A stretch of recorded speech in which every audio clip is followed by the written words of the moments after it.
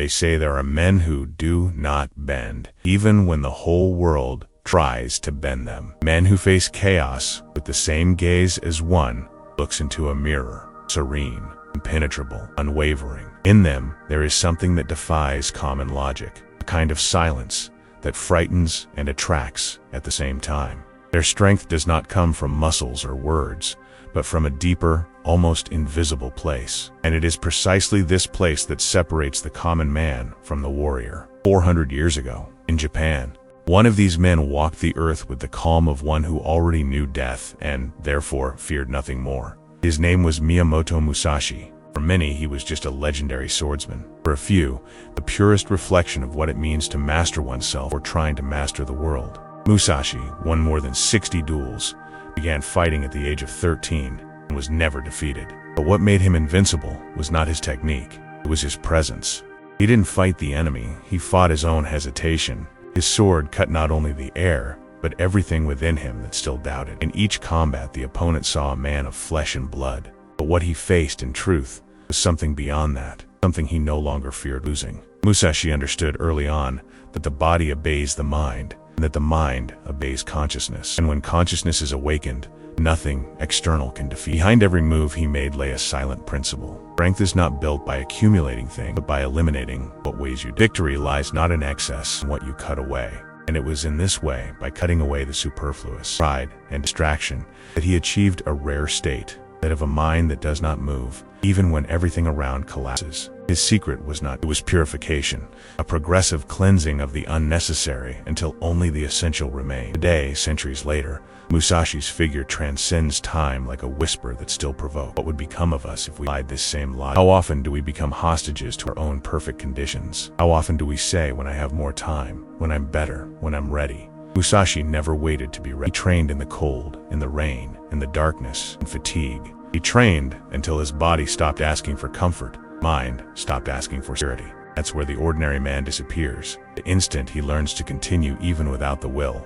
This path has a price. Almost no one wants to pay it, because it demands losing everything that provides security. It demands facing oneself when there are no more excuses. It demands accepting that weakness is not in the world, but in our tendency to flee from discomfort. The samurai knew this. That is why, when he looked at an opponent, he did not see an enemy. He saw a mind accustomed to, and he knew that as long as the other wanted to win, he had already lost. Musashi left behind neither famous disciples nor riches. Before dying, he wrote the Gorin no Sho, the Book of 5 Rings, not a manual of techniques, but a mirror of the disciplined mind. Within these pages lies something that transcends time, a methodology for destroying the ego. Each line invites the reader to stop seeking power and start seeking clarity.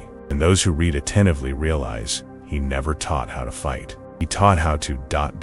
end. Perhaps this is the most difficult point to understand, the idea that strength is not reaction, presence, that mastery is not rigidity, that the true warrior is not the one who wins every battle, but the one who no longer needs to fight them within himself. This is the strength that Musashi embodied, the serenity that is born when there is nothing left to prove. However, this philosophy doesn't belong only to ancient times. The spirit of the samurai still breathes within every person who is grown tired of starting and stopping, of promising and giving up, of living at the mercy of their own fluctuations. It manifests itself in everyone who, in silence, decides that the time has come to stop negotiating with their own weakness. It doesn't matter if it's a warrior, an engineer, a mother, a student-tainer discipline, the only path that doesn't. Samurai's presence is not visible, but perceptible. It's there in that instant when you feel the urge to give in, yet something within you remains. In that moment when the body begs for rest, but the spirit demands one step. The moment when the inner voice that always says it's impossible, finally silenced by another, older, calmer, and truer voice. This voice doesn't shout, it observes. And when you listen to it, you understand what Musashi meant when he said that the sword and the mind are one. What Musashi discovered was not a secret reserved for a select few.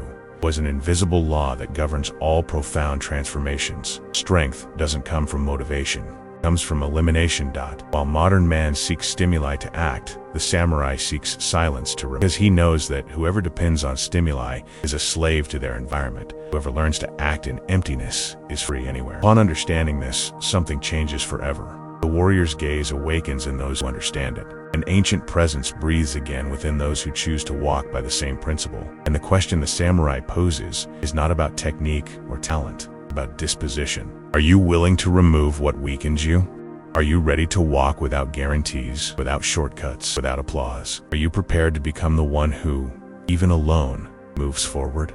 Because the journey that begins now is not about defeating others, about not losing yourself. And the samurai is already standing in front of him, motionless, silent, waiting for his first move. Lucas always believed the problem was in the world, not in him. He thought time was short, work was too much, circumstances were always wrong. But the truth was simple and cruel. The enemy was within. He woke up every day with silent promises. The day will be different, and went to sleep with the feeling of having failed again. He signed up for the gym 3 times, canceled all 3.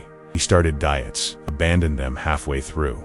He vowed to wake up early, but the snooze button became his daily confession of weakness. His body was heavy, his mind was scattered, and his soul seemed trapped in a cycle that repeated itself with surgical precision, intention, effort, giving up. At work, the pressure built up like a storm he pretended not to see. When his boss demanded results, he froze. When his wife asked for dialogue, he owned it. When his children needed an example, he hid behind exhaustion. Everything seemed too small to change and too big to bear, until the day his body couldn't take it anymore. It was in a typical meeting, one of those where the air conditioning is cold and the words are sharp. Suddenly his heart raced, the air disappeared, and the ground spun.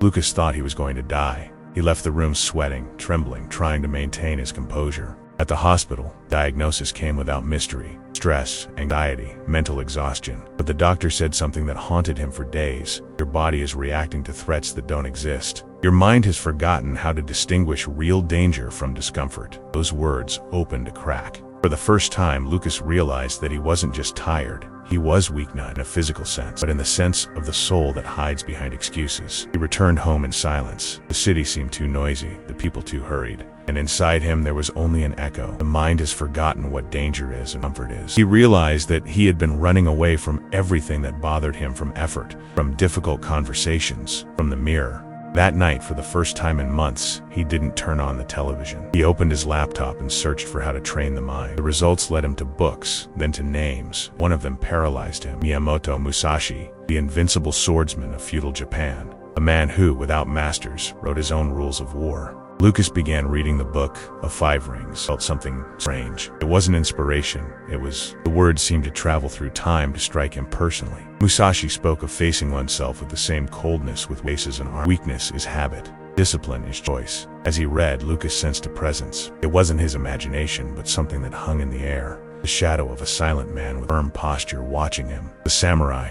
He didn't speak, he only looked. Somehow that look said it all. The time has come to stop seeking strength and start eliminating what weakens you. Lucas closed the book, looked at his own hands, realized that the first duel had already begun. His opponent was himself. For days, Lucas remained fixated on Musashi's words, as if each line were a blade pointed inward. No preferences, depend on nothing. It was an idea that confused him. He had always believed he needed an ideal environment to act, the right time, the right equipment, the right mood. But now he understood what the samurai meant. If strength depends on circumstances, it is fragile. If discipline demands conditions, it is a lie. True constancy is born when nothing cooperates, and the world refuses to make. That's how Lucas realized the size of the prison he had built. He was only productive when everything was in order. Outside of that, he became a hostage to his own inertia. The next morning, he looked at the floor of his room and understood that he needed nothing more. No gym, no clock, no promise. Just himself and the weight of his own body. He decided to do 20 push-ups every day, anytime, anywhere. At first, it seemed ridiculous, too small to mean anything. Samurai was there, silently observing. And when his body wanted to stop, the inner voice that had previously pleaded for comfort became strength. It was as if, with each repetition, he was carving out a new space within himself, where giving up no longer had a place. The first week passed easily. In the second, his body complained. In the third, work kept him away from home, and he found himself trying to keep his promise in a cramped hotel room. That night, everything changed. The bathroom mirror reflected his exhaustion, the air conditioner whispered, and the samurai seemed to watch him through the do it. The word echoed silently. He did it. On the cold floor, feverish, his arms trembling. There was no one watching, no praise, no music, no witnesses. And yet for the first time, he felt he had won a real war. Not against his body, but against the instinct that made him stop when the pain began. How many battles have you lost simply because you confused discomfort with limitation? How many times was tiredness just a disguise of the mind, trying to protect the ego from frustration? On the 40th day, something unexpected happened. Push-ups became automatic. His body performed effortlessly. His mind remained restless. The voices returned: fear, anxiety, comparisons. Lucas realized he could have discipline in his movements and chaos in his thoughts. That's when he encountered another teaching of Musashi. The mind must remain like a mirror, reflecting everything and retaining nothing. The message struck him like a revelation. Physical practice was not the end. It was merely the mirror revealing the inner noise. He needed to learn to do not react. Then, a new training began, that of the still mind. Amidst traffic, meetings, and discussions, he breathed and observed. When fear arose, he didn't fight it. He simply watched it pass. It was simple, but almost unbearable. His body craved escape. His mind craved distraction. Samurai, standing still in the depths of his consciousness, simply waited. What if true mastery lies not in resisting, but in no need to resist? What if the strength we seek is, in fact, the absence of conflict? At that point, Lucas understood. Push-ups trained the body. But what the samurai wanted to mold was something much deeper: the ability to remain intact inside even when everything around him was trying to provoke him to react. After 60 days, Lucas was no longer the same man. His body responded with more firmness, his sleep came easily, and his mind, though still noisy, began to organize itself in silence. But Samurai hadn't appeared for weeks. It was as if he were watching from a distance, waiting for the exact moment when his disciple would falter again. And the moment arrived when Lucas believed he was strong enough. It was then that fate tested him. A friend challenged him to a new training: 100 push-ups a day, without breaks, for 30 days. He laughed at first, but something inside him, an ancient voice, accept. The first day was humiliating. My body burned, my arms trembled, and my breath felt like it was escaping my throat. By the 5th day, I could barely lift my arms. On the 10th, my wife asked me to stop. She said I was exaggerating. No one needed to prove anything themselves. But it wasn't about proving. It was about ... remain. Each aching muscle seemed to carry an ancient question. Do you still believe you can stop whenever you want? It was at this point that the samurai returned. Silent as always, leaning against the threshold of the mind, simply observed. In the 15th of dawn, Lucas woke up with his body aching and the feeling that he couldn't take it anymore. But looking at the ceiling, remembered the doctor's words: your mind doesn't distinguish discomfort from danger, and realized that his body didn't need to be spared. It needed to be ... Convinced, he lowered himself to the ground, did 100 push-ups in 20 minutes. Cried, not from pain, discovery. On the 30th day, he did the same workout in 12 minutes, without pausing, silence. And it was at that moment that he understood. Samurai had never asked for it. He had asked wholeness, the ability to not fragment, even under pressure. Interestingly, recent studies confirm something Musashi intuited centuries ago. When the body is consciously pushed to its limit, the brain reconfigures pain circuits, reducing the sensation of threat and expanding emotional control. What Lucas experienced wasn't just physical training, it was mental reprogramming. He realized that the more his body endured, the clearer his mind became. Pain ceased to be an enemy and became a sign of expansion. It was as if each day, the limit receded a little further. Inner silence deepened. It was then that the samurai spoke, for the first time in his mind. Strength is not measured by the weight you lift, but by the silence you maintain when everything within you wants to scream. These words accompanied him for the following day, transforming every gesture into a ritual. After finishing each set, Lucas would stand motionless, breathing. There was no victory, no celebration, only presence. He discovered that the moment after the effort is the most sacred, because it is when the mind wants to wander, and the warrior chooses to remain. The samurai watched him and seemed satisfied. The external war was ceasing, but the real one still awaited him. Lucas, without realizing it, had already crossed the point of no return, the place where pain becomes the master and silence soared. On the 105th day, the blow came when Lucas least expected it. It was an ordinary Monday. The air in the office was heavy. The director entered the room with an envelope in his hands and eyes that avoided confrontation. One look was enough to understand. Cuts in the company. Restructuring. He was out. For a moment, time stood still.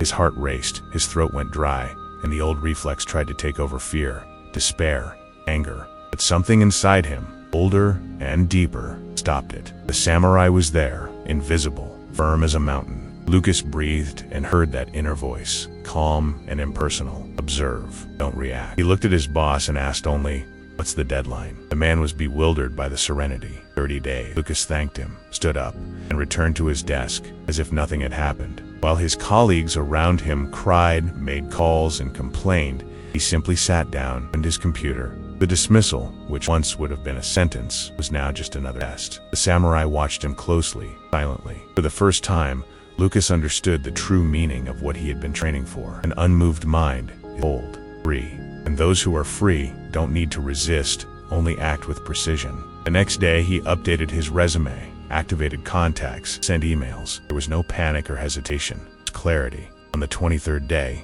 3 offers, 3 different companies, one of them offering 40% more than his previous salary. He accepted, but even with the victory, he didn't celebrate. He only gave thanks. The samurai didn't appear that day. Lucas realized that silence was that night during training, his body already knew what 100 push-ups, rhythmic breathing, gaze fixed on the ground. In that instant that he understood what Musashi meant when he wrote, "The tree is silent, not because its roots are deep." The wind blew bills, uncertainties, expectations, but he remained still. The serenity that inhabited him was something new, almost frightening. The mind that had previously sought answers now only observed. He had reached the state that the samurai called Fushin, the unwavering spirit. In the following days, something curious happened. People around him began to change. Colleagues who had previously mocked his discipline now asked for advice. Former boss, surprised by his calmness, sent a thank you message. Even his wife noticed, "You're different. Seems like nothing bothers you." Lucas smiled, but he knew the truth. What had changed wasn't the world, it was his perspective. However, the samurai knew that one last lesson was still missing. The most subtle and the moment when the warrior wins, but risks losing himself in his own. The final lesson would not be about strength, but about ... empty. The state in which the warrior stops fighting even against you. Lucas felt that the path was narrowing, and the next step would require more than resistance. It would require total detachment. The new job seemed peaceful, but Lucas was no longer the same man who had panicked in front of a boss months before. He no longer sought recognition, nor was he in a hurry. He arrived early, did what was necessary, delivered on time, and silence. He didn't compete, didn't compare himself, didn't justify himself. The samurai walked beside him, invisible, guiding his gestures. And it was in this silence that he learned the most difficult principle of all, to act without the intention of winning. Musashi called this the strategy of emptiness. Combat do not intend to, nor intend to lose. Lucas understood. The desire to prove something is the last bond that keeps man tied to us. When you try to win, you still depend on the outcome. When you simply do what needs to be done, without seeking glory, victory ceases to be a destiny and becomes merely a consequence. Over time, he discovered that true strength is discreet. It doesn't need to be announced or shown off. It lies in the small promises kept when no one is watching, the decisions made without an audience, and the silent discipline that doesn't need to be publicized. Lucas began to eliminate external rituals. He stopped counting training days, measuring repetitions, photographing results. The samurai watched him from afar, and in his gaze, there was approval. The practice continued, but without witnesses. The effort continued, but without pride. And it was in this space that detachment was born. Musashi's final lesson, the abandonment of the self. The true warrior, he understood, is the one who acts without depending on the identity of war. The sword and the spirit become one when the ego ceases to demand reward. Discipline ceases to be a duty and becomes nature. Lucas realized he no longer needed to motivate himself. He simply did. He trained, he breathed, he lived. Practice had ceased to be part of the routine and had become who he was. And when this understanding blossomed, something unexpected happened. People began to distance themselves, not out of fear, but as a mirror. His presence revealed how much others still hesitated. His colleagues lessened their complaints. His friends stopped mocking him. Even those closest to him began to change their tone. He understood, when hesitation dies in someone, the world around them feels discomfort, as the silence of the strong exposes the noise of those who still flee. But Lucas didn't judge, simply observed, peacefully. The samurai no longer appeared. He had become part of his presence, and what remained was only a state of constant clarity, as if each breath were a reminder that strength is not something to be, something that had always been there, waiting to be. The path that began with 20 push-ups and ended in silence, not about muscles or victories, but about inner mastery. Now, invitation is for you, the same one the samurai made to Lucas. Start small. Eliminate a dependency, a habit that weakens you, an excuse that holds you back. Don't wait for the ideal moment. Do it today with what you have. The mind is strengthened when the body acts, and the body obeys when the soul awakens. The warrior you seek already lives within you, just hidden by fear. If this story touched you deeply, share your own journey in the comments, even anonymously. Tell us what addiction you will eliminate, what weakness you will transform. This helps more people awaken. Like the video, subscribe to the channel, and activate the bell. Every action is a step on the path to presence, because the force that frightens others is the only one that truly liberates.